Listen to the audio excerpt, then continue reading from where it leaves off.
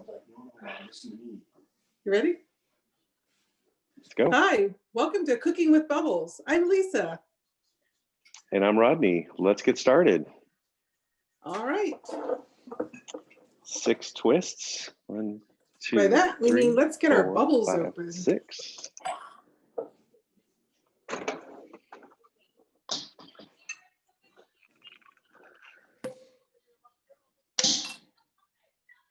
Awesome. Yes. My favorite sound of a Sunday.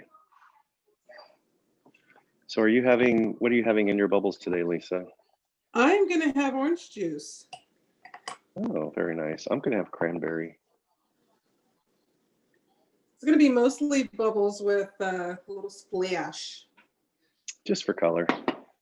Yep. So I'm going to go a little bit above the hips and then a splash of juice. And bubbles. Top it off. Put my little saver on there. Stays nice and bubbly. Here we go. Cheers. Cheers. Clink.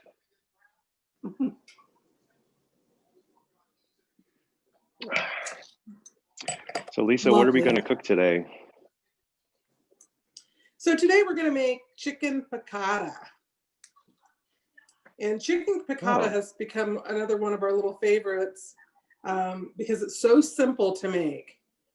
And when I first learned to cook years ago, I bought one of those books that's like, what's the easiest thing you can do? And I figured chicken, and chicken was fairly simple to do. So I got one of those books that was like 365 ways to make chicken. And of all those recipes in the book, chicken piccata was one of those that I just fell in love with. And it is pretty simple. So we're going to make it today, see how it turns out. Awesome. Well, and as we mentioned on last week's episode, it's also citrus season in Phoenix.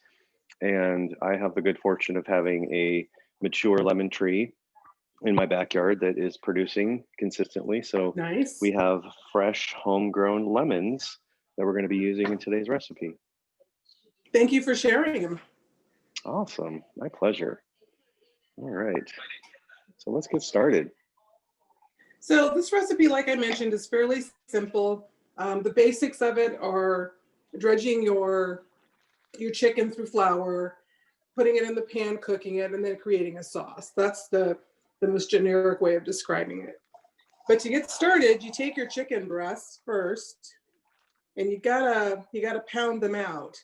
So Rodney, the ones that I used were already fairly thin. So I took them exactly as they were and just continued to pound them out a little bit more. So they were about a 1/2 inch thick. Mm-hmm. And so I've got 4 chicken breasts that are about a 1/4 inch thick. And it looks like you're getting yours started. You must have pre-sliced yours because those are pretty big. Yeah, I did pre-slice mine last night when I got them. I got them fresh yesterday. And while I was dealing with the whole mess of, dividing up my chicken, I just decided to pre-slice it and get it ready for today.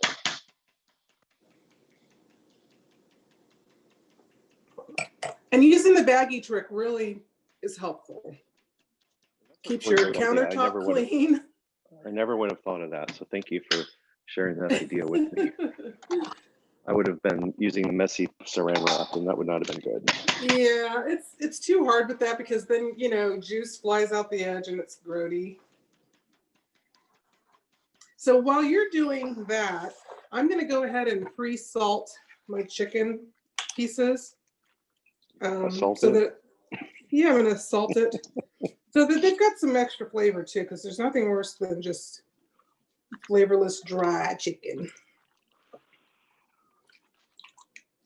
Oh, I can't stand chicken guts on my fingers. Weird. So I'm putting a little bit of salt on mine.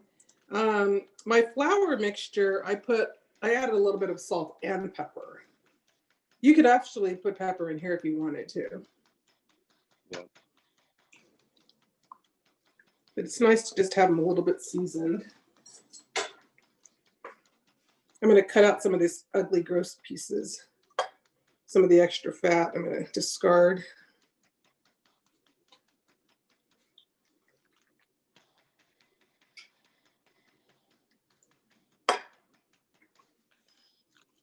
Yeah, this is way easier with the Ziploc bag. It's so easy. I've made chicken Parmesan before where, you got to do the same thing. You have to pound it. And Yeah. I've always done it with either without anything or with just saran wrap, and it's so messy. Chicken flies everywhere. Yes. This is way better.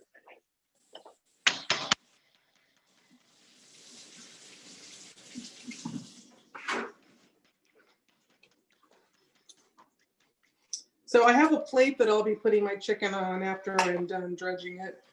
Unlike some of those other recipes where you have to do like an egg batter and then come back in, this works really good just by putting the chicken breast in flour. Shaking off the excess. I've gone ahead and turned my. Yeah, I know. It's super simple.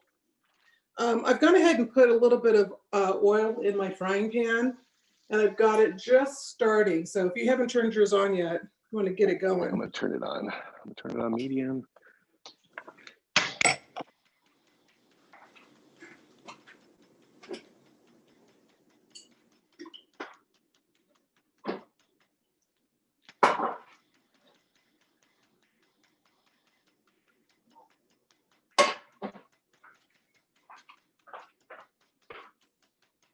While you're doing that, I'm going to go ahead and start with my first piece of just getting it breaded and setting it aside. Mine are all pounded out. Yeah, my pieces are all pounded out. And again, they're fairly thin already. They're 6-ounce pieces.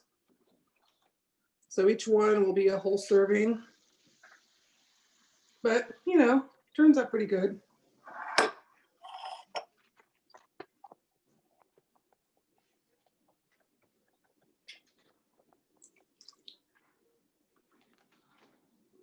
Right. I just realized that my bowl that I was going to use is very small compared to my gigantic pounded out chicken breast. Don't forget to drink your bubbles. Oh, God, that'll help. Because they're not going to drink themselves, just saying. That is a true story.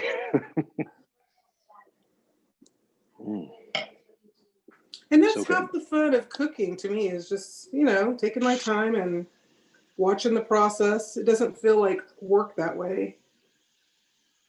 So don't be jealous of my new Christmas present. I got battery powered salt and pepper grinder, so I don't have to wrench my wrists.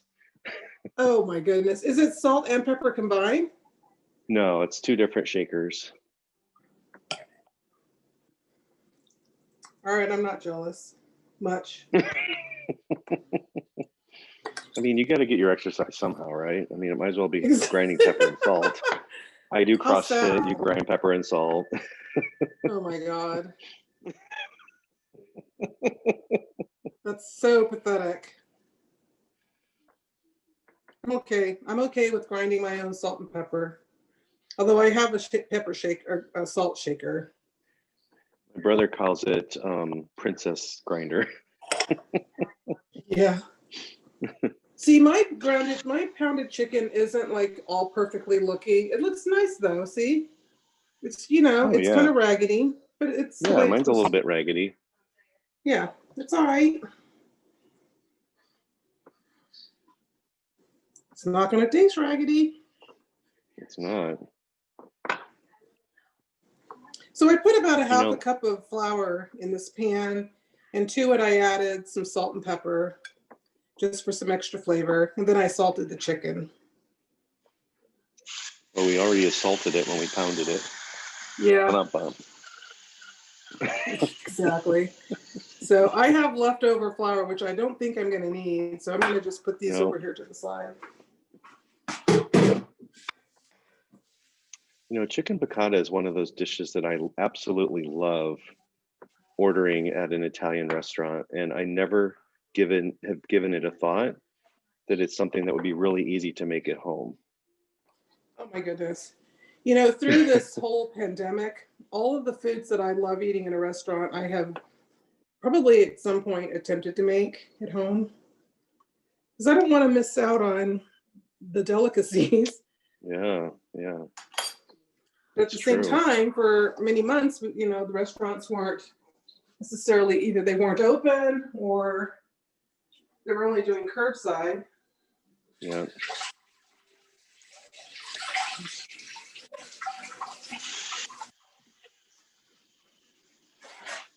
So my chicken is now floured.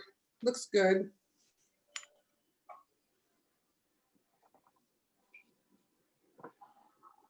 I'm almost done. It looks good, Rodney. Yeah. How many pieces do you have there? I started with 2 very large breasts and I cut them in half. And so now I have 4 pieces. Yeah, that's great. If you got those at the regular grocery store where we shop, they're Hmm. probably about a pound a piece. Yeah, I think for just over 8 pounds, I got 10 breasts, and there were a couple of them that were a little bit raggedy. Yeah. They weren't intact, like they've been, shuffled around or something. And I made those for dinner last night so that the pretty ones would be available to us for today. Yeah, that's great. So the next thing we're going Clean to off do my is counter. we've got our oil heated up, and now we're going to, depending on how many pieces I can put in my frying pan without overcrowding it, I'm going to put the chicken pieces in there. And the idea is for them to cook without like flip-flopping them back and forth. Let them cook, nice solid amount of time on one side, probably for at least 2 minutes without messing them up. So I'm going over to the stove now to get that started. Because we pounded them so thin, they will definitely cook faster than if we would have left them intact. Exactly. And I can put 2 pieces in my frying pan at a time. Okay. So I will be working in batches. I'm going to move you over here to my stove. And because I'm working in batches, I'm going to go ahead and turn my oven on. My oven is on, so that I can put these just 2 to keep pieces it in warm. there. Yeah.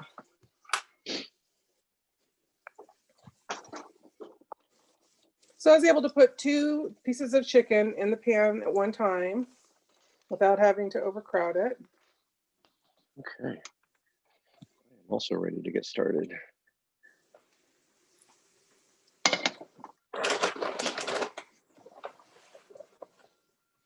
I'm going to prop my my tablet up using my my dog's box of meaty bones.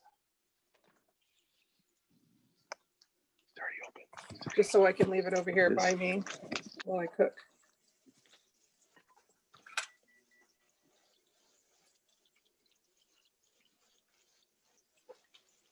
Sorry, I got to feed the husband. You have to do what? I got to feed the husband. I got something in the microwave for him.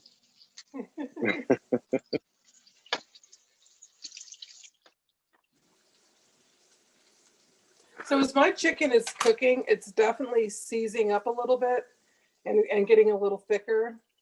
Yeah.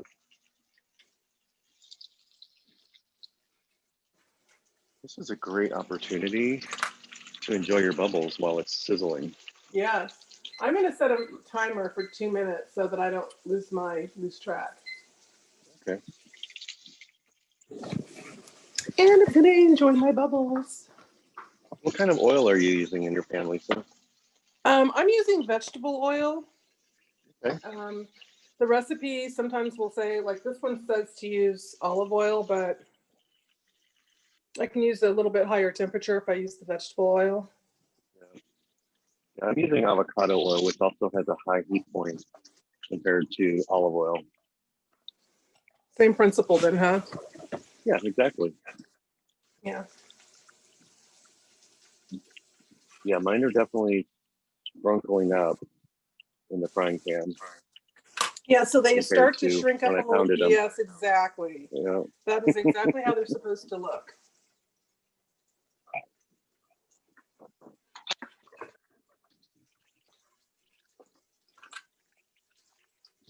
you go.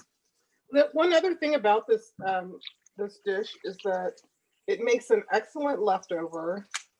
It freezes beautifully. So if you end up making it or make too much of it for any reason, or you don't, you can vacuum seal it and stick it in the freezer, and it's absolutely delicious. While that's cooking, let me just show you some of the other ingredients that are going to go in. Oh, okay. So we're going to be putting in capers, and I just took a fork and kind of mashed them up a little bit. We're going to be adding a white wine. Recipe calls for a dry white wine. I used whatever I had on hand, which happened to be like, I think it was a Chardonnay. We're going to have some lemon juice. I ended up getting about 2 tablespoons off of just a half a lemon. I'm going to use some garlic. I'm using Dorot today. Looks like you've got Dorot, Rodney. I do. And I'm going to use a half a stick of butter. So those will be things that I use for the sauce after the chicken gets cooked.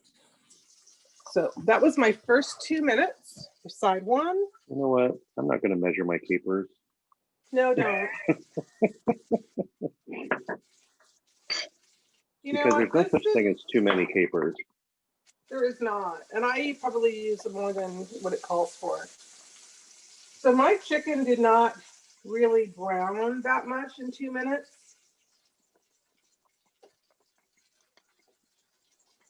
So I'm going to leave it in for another minute. Yeah. How do my capers look, Lisa? I need to smash them more? No, they just need to be, you just want to get them loose enough. That's it. Okay. They don't need to be. They don't need to be smashed, just loose. I'll make this same dish and use it on seafood. And when I do it on seafood, I'll usually mash it a little bit more. This would be really nice on salmon piccata. It's excellent on salmon. Mm-hmm. Excellent. All right, so my chicken is getting white around the edge. So I think I'm going to go ahead and flip it. You're going to go ahead and flip it over? Yeah, I'm going to flip it. Ooh, that's a nice golden brown. So mine is not that golden. Yours looks much more golden. Well, I turned my heat down too because it seems to be really, really hot.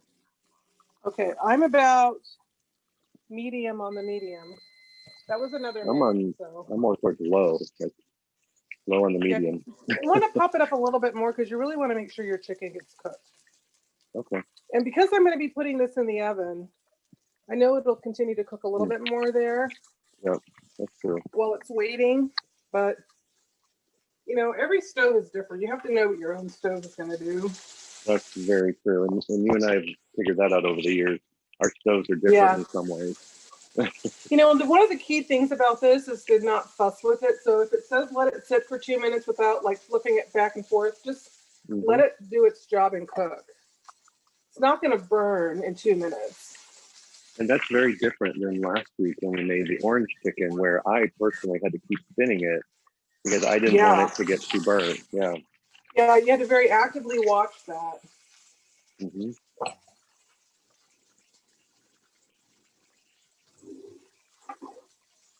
When I end up taking these chicken pieces out, I'm going to be placing them in the oven at about 200 degrees just to keep them warm while I cook the other set, and then we start talking about our sauce.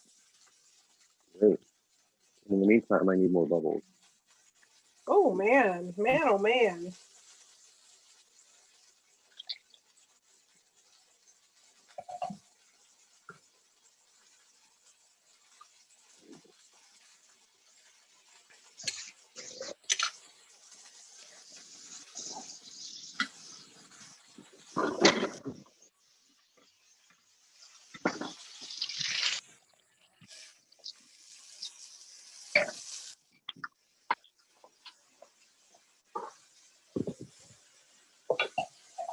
One of the things I wanted to look at is we're going to be cooking our sauce directly in this pan. So we get to use all those wonderful scrapings. in our sauce, right? Exactly. Whatever little crumbs come off of it. Yeah. Look at that. Is that beautiful?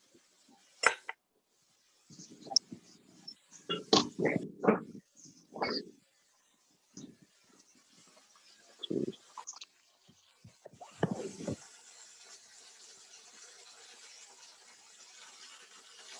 Okay, so I'm looking down on my So, chicken. how is your side two looking? Mostly, Pretty good? what? Side two looking pretty good? Yeah, it's looking pretty good. I'm pushing down on the chicken. It's bouncy. It's firm. It's not spongy. I think it looks pretty good. I'm going to pop mine into the oven.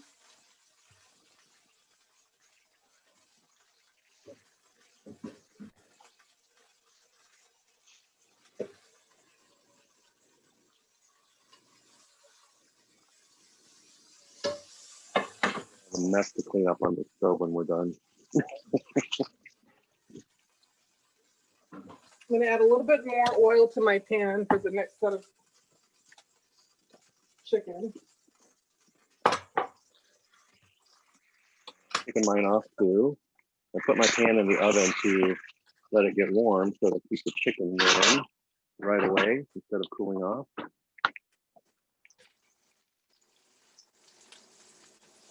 Some more olive oil or avocado oil, I should say.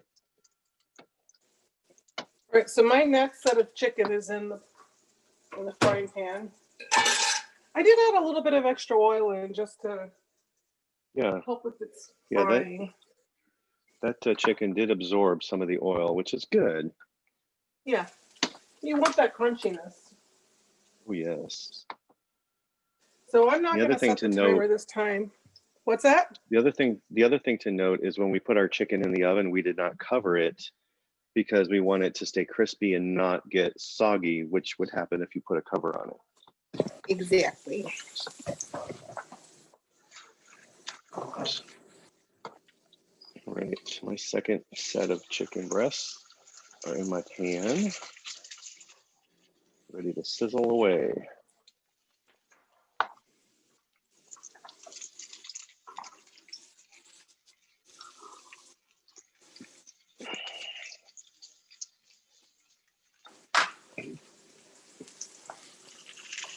I mean, it's simple. We floured it.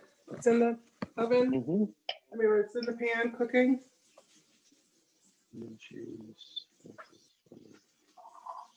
One of the things that I think we've both learned through a lot of this process is that what makes it so much easier is when you get all your ingredients out. So you've got them ready to go. And you're not like dancing all over the kitchen looking for something at the last minute. So that part really seems to help us. You're very right with that, Lisa. I will tell you that before I began cooking with you, I never did that. I was literally dancing from the cabinet to the pantry to the fridge, to the cabinet to the pantry to the fridge. And since you and I started cooking more together, I've learned the value of getting everything out and putting it on the island first.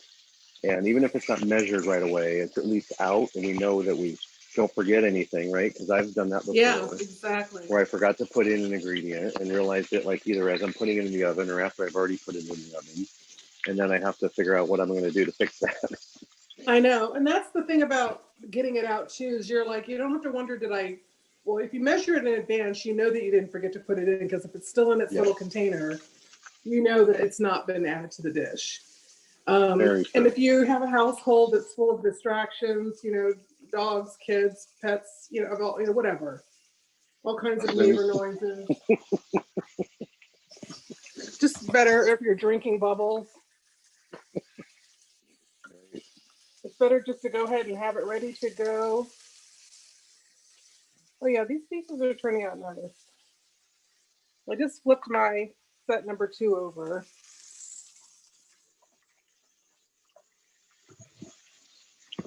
So one of the things I'm realizing about my pan is it's humped in the middle. It's not flat. So all my oil goes to the outside. If I'm having to raise it up and get the oil to go across the middle, It's still frying just fine. Just frying without oil in some spots. I'm gonna put a little bit more in. It's interesting that you say that because part of that has to do. I don't know who made your pans, but taking care of your cookware. One of the things I learned was you never take like a really hot frying pan and like add it to cold, like to rinse it out, to add cold water Hmm. to clean it. You should let your pans cool on their own, and that helps to prevent it. Or certain pans may be thinner in the middle to start with, and they just can't take Oh the high yeah, heat. yeah. This is my largest frying pan, and it's the most warped. And I would be willing to bet I've probably done exactly what you just said I should not do, which is put it in cold water when it's still hot. Yeah, it will tend to warp them over time.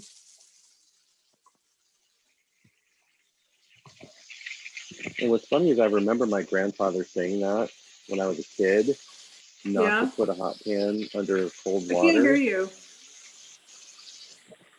because of the sizzle. I don't know. I think it's the sizzle. Let me make sure I'm still connected here. Yeah, Your volume was just a teeny bit low. It could be my that better? signal on my side too. Oh, it could be. I'll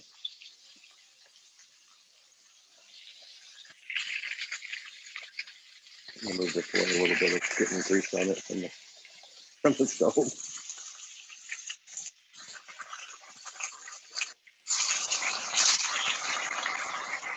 I need a splatter screen. I don't have one. Oh, I do have one. Damn it. So I'm almost ready to put my second batch in the oven. And I'm going to leave it in there for a minute while we drink some bubbles and talk about how we're going to make the sauce. Okay. I'm gonna flip mine in just a few minutes, maybe a minute. Mm.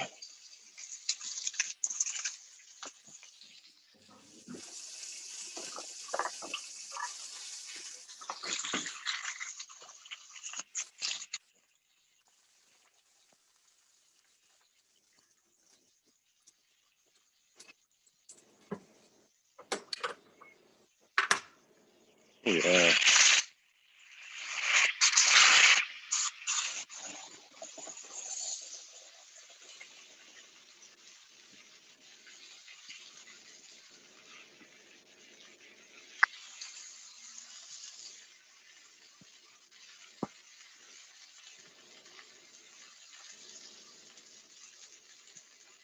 So it looks like the next thing we're going to do is toss in the garlic. Oh, nice. That's my And favorite because we're ingredient. using meat, I love garlic. Because we're using garlic, I am going to add just a little titch of olive oil. Because it's Okay. not going to be on the same, it's not going to be on the higher heat. Yeah. And I do have a couple of little crumbles, not a lot, but I have a couple of crumbles in my pan. Oh, I have a lot in mine. I can't wait. It's gonna be delicious. That's great.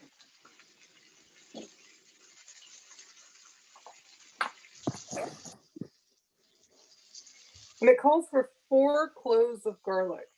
And today I'm going to be using Dorot, which is the little cubes. Mm. You have using 4 of those, right? Yes.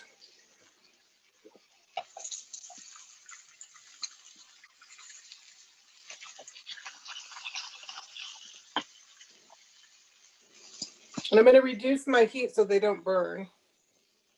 Oh yeah. Very important stuff.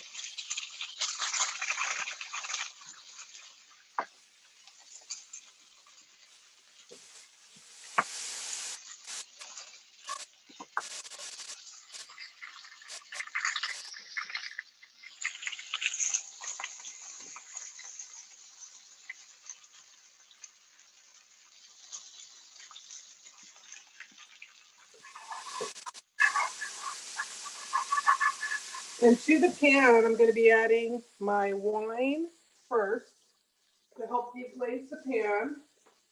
So I've Yeah, got after the about, garlic or before the garlic? after the garlic has kind of browned up a little bit, and not very much, Mhm. but I'm going to deflate my pan by adding about a third of a cup of white wine. Is that And enough? to that, I'm also going to be adding my capers.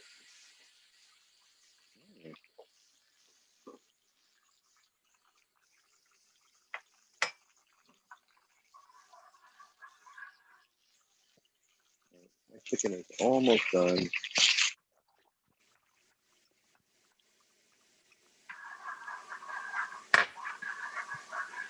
And I have this cooking really low, like on simmer, you know. I'm not trying to kill it.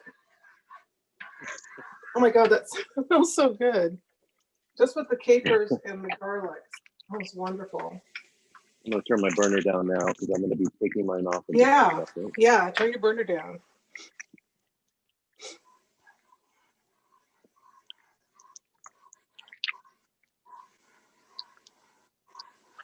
Good thing I'm on vacation tomorrow because I think that's gonna take me all day to clean this stove.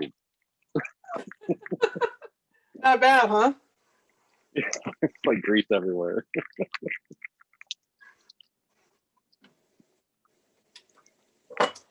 Well, it's the beginning of the new year and you don't have anything else to do today, so that's all good, right? Clean your stove. That's very true. Take down Christmas outside. Inside Yeah. is done, but outside is not. So all I have in my pan right now is my garlic and my capers and my white wine. So you can kind of see it. I'm going to be adding Wow. butter to this. So I put the garlic in first, right? Yeah, put the garlic in first and kind of let it brown up a little bit because you really want it to have, you know, quasi-cooked garlic flavor. Turn that around.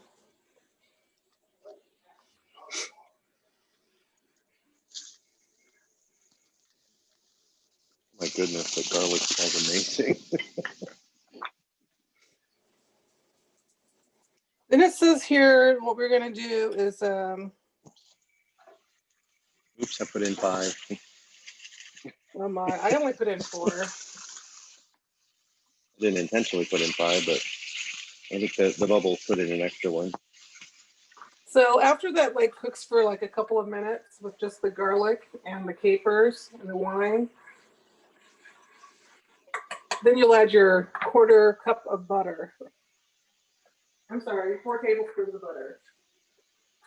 Don't want to confuse you. Same, Just 4 same tablespoons thing. of butter.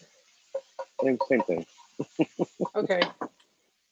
Yeah, you're good. It's the same Yeah. thing. It's the same. It's the same amount. I just, you know, try to read it off the recipe.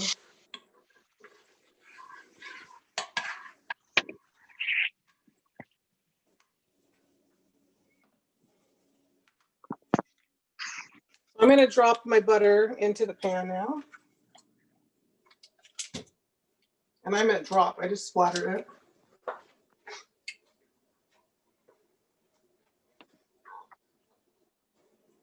The lemon juice goes in later.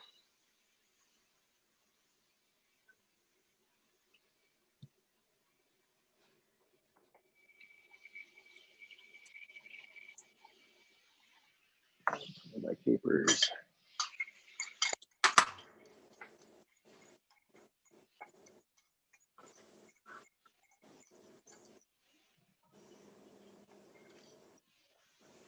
I'm reading as I go, making sure I don't forget too much because, you know, bubbles and all. Bubbles and all. It's funny how when you make a recipe all the time, how parts of it just become second nature.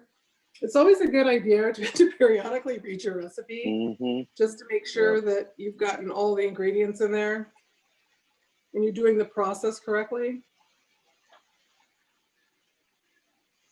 All right, so here's what mine looks like. I've just added the capers. Nice. I had to turn off my large burner and just use the Yeah. medium because it was way too, and it's on low, but it's still way too high. So I had to turn it down.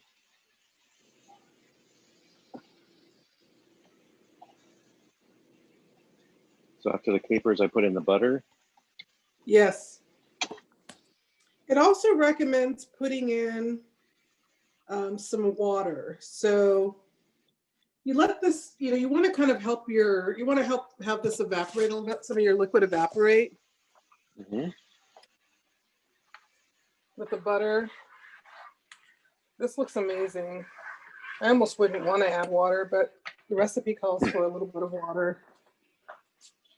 Let me see what it says. Oh goodness, this smells amazing. Yeah. It says add about a half a cup of water.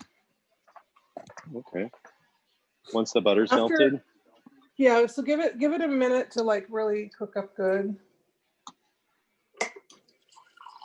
Now that I turn my outside burner off, I'll have to turn the heat up because the butter really cooled the pan down quickly. Oh yeah, I bet.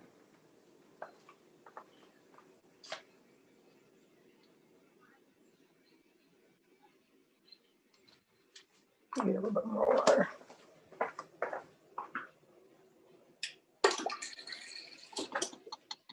I like my little glass-shaped measuring cup. Oh, that's very nice. I like this measuring cup the best.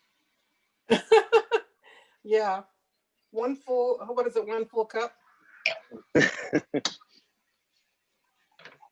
Okay, now I got some sizzle going on again.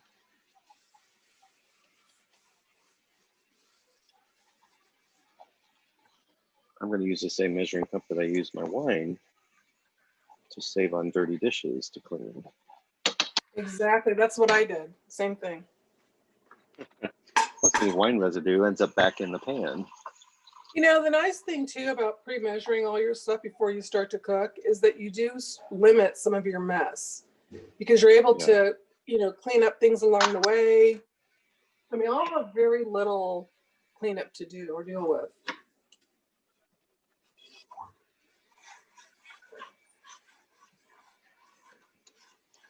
Once I add the water to the pan, which I haven't done just yet, I'll be returning the chicken to the pan.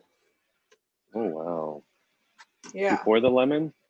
I think the lemon goes in after the chicken goes down. Let me double check. Okay.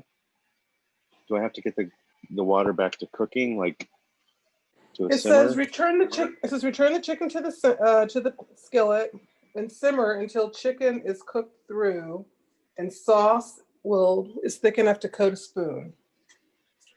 Takes about 2 minutes for that. Then you remove it from the heat. And it says then you stir in the lemon juice. Okay. You really want the lemon flavor to come through nicely. Yeah. And it will because it's fresh, it's homegrown, grown with love. Pick with love. Pick with love. Watered with love. Yeah. Love is a secret ingredient. Of course, your poor husband had to come into my backyard yesterday hobbling because he can't walk to pick the lemons because we were in the middle of haircuts and couldn't come out and help him. Oh, that's fine. It was sort of a last minute thing. I only had like one lemon in the house, and I knew you had a whole tree full of lemons. I'm like, let's give it a try.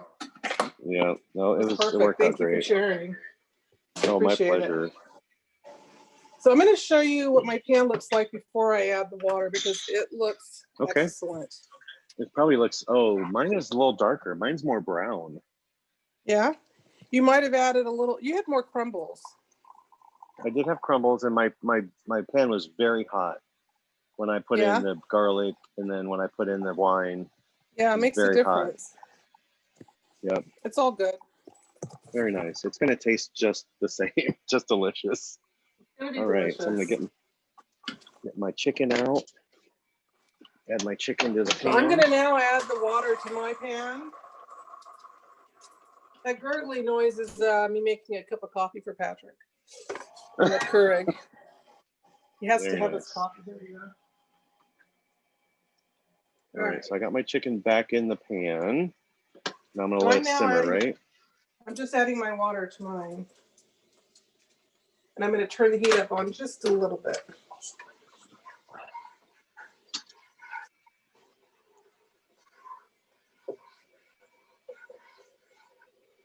And have you already added your chicken back in? You'll be able to add your chicken.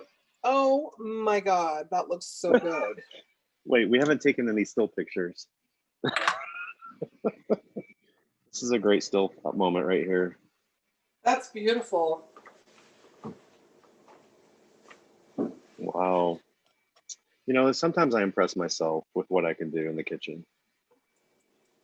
You just have to do it. Right? That's half the fun with cooking with bubbles. You know, is you're willing to try a recipe that might have intimidated you before. I hope that anybody who watches our channel will send us their recipes that make them feel that way. Mm-hmm. And if we're not too scared, we can try to make it. I'm not scared. I'm not scared of anything. All right. Not scared. Scared? I'm not scared.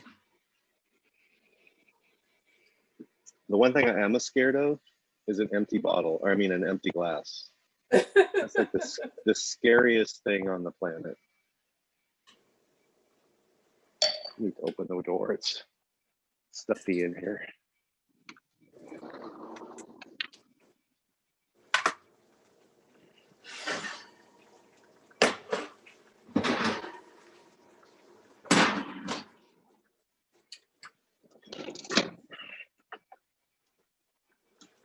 So I'm going to show you what mine looks like. Oh my goodness. That looks beautiful, Lisa. It looks different than yours, but it's, you know, it's the real deal. Come on. And I'm going to let it cook, you know, for more minutes, you know, several more minutes, because I want the chicken to be thoroughly cooked.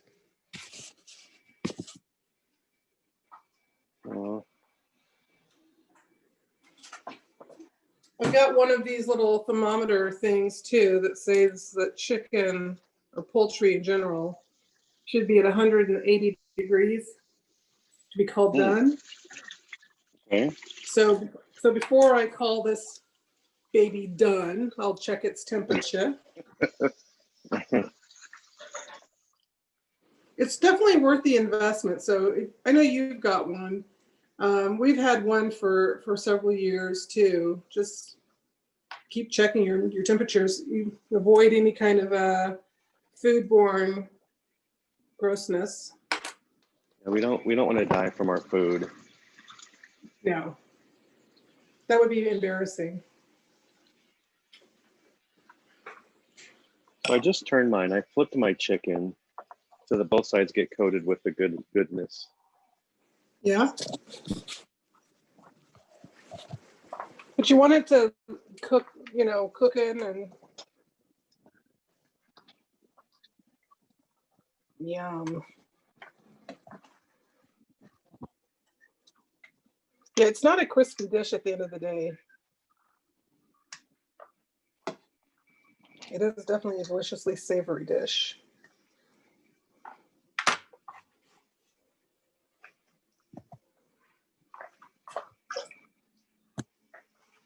And I'm going to leave my oven on because I'm going to want to put it back in the oven at some point just to keep it warm till we're ready to enjoy our dinner. Or lunch. Lunch. This dish, when it's prepared, is really delicious with like fettuccine. It's good with the potatoes on the side. Here's what mine looks like right now. Flipped it.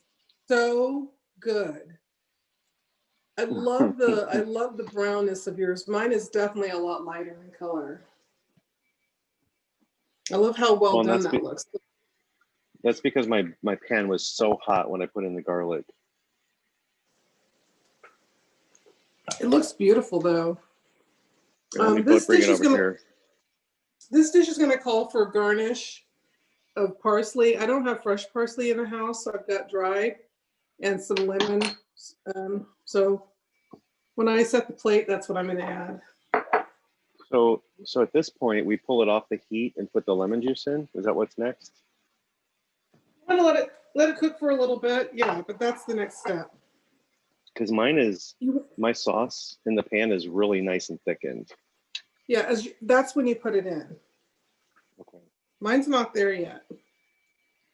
Even though I was ahead of the game before, I'm not there yet.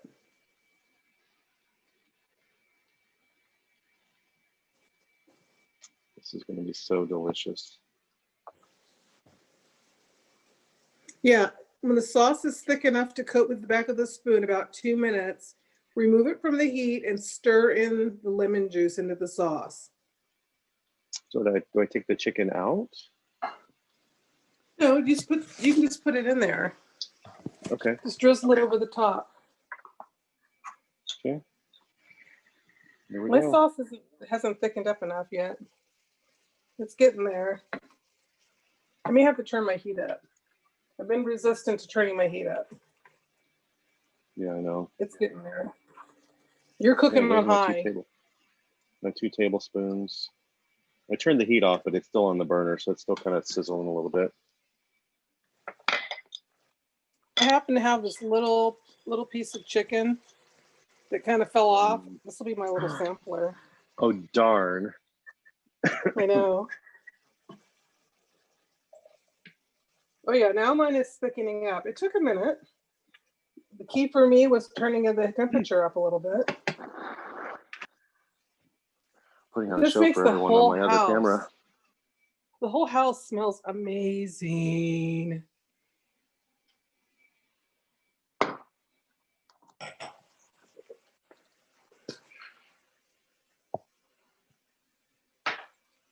How are your bubbles?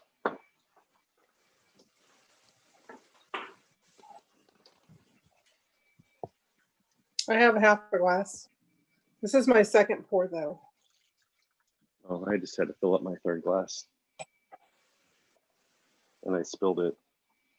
I'm an amateur. I bubbled over. All right, my sauce is thickening beautifully. The goal now is to remove it from the heat. Goodness. This chicken is so tender. It's like, yeah, this little piece just fell off, so I'm gonna have to taste it. That's what I did. Mm. And it's amazing. It doesn't take that much lemon juice to flavor up this recipe at all. Oh my God. Mm. Holy cow. Is it not good? That is restaurant quality right there. Thank you. I think I nailed it. Mm. I got a doggy barking. Someone in the backyard. It could be a delivery. I don't know. FedEx drove by, UPS drove by. Like down a mile down the road. Oh my goodness. This is so good. Holy cow. Oh, fun, huh? I never cease to amaze myself with what I can do in the kitchen with your help. Well, I love cooking together with you. I really do. It's fun. I do too. So here's. Oh my goodness. That looks beautiful. All right, let me go see what's going on.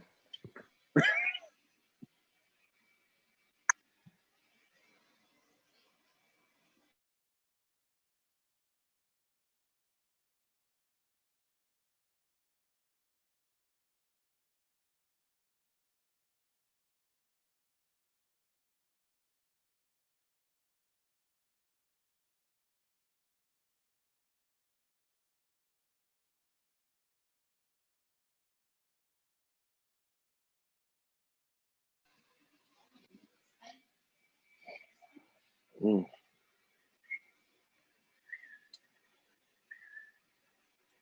I'm not sure what to have as a side dish with this. I haven't prepared anything.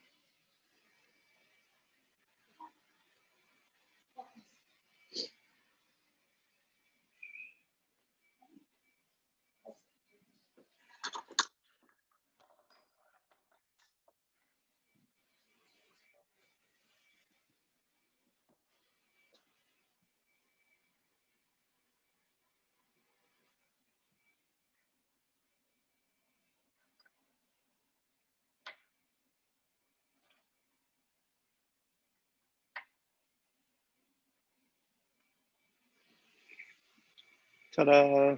You're on mute, Lisa. I sprinkle on a little parsley, Oh, putting a we're little gonna bit do of that the too. extra capers on there.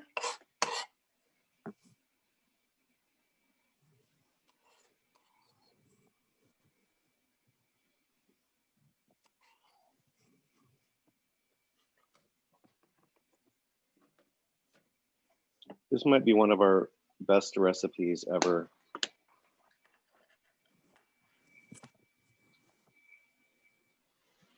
Could be one of those recipes that we could open up a restaurant around. I don't know if I want to work that hard. Well, there's that. For This sure. is what mine looks like.